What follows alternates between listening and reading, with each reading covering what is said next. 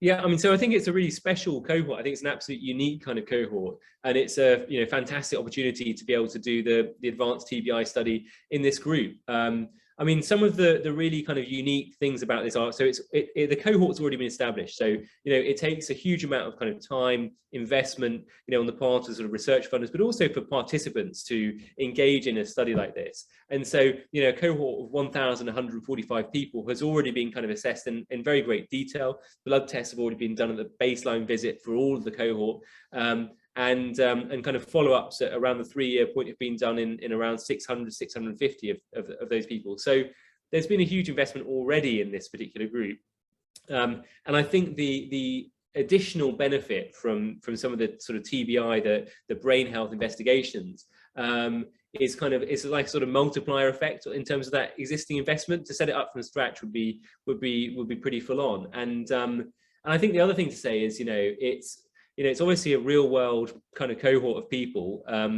We know that there's been some exposure to very significant battlefield trauma in half the cohort. That's the way it's set up. And I think so. The exposures are there probably. We suspect a substantial proportion of the cohort will have had some sort of traumatic brain injury. Yeah.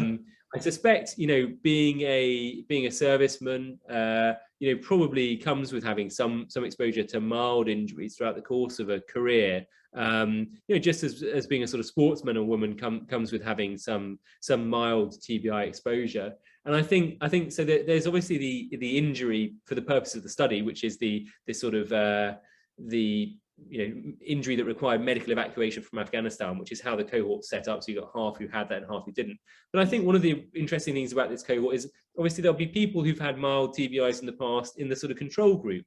And there should be a spread of those injuries in terms of like sort of the severity or quantity, the sort of total dose of injury over someone's career, that's going to vary a lot throughout the cohort. And I think having that exposure and a variability in that exposure is going to be very powerful when it comes to relating that to some of the imaging measures, which will therefore vary over a large range, the blood measures, the cognitive tests, and that's going to, I think, make it easier to make sense of what this data means.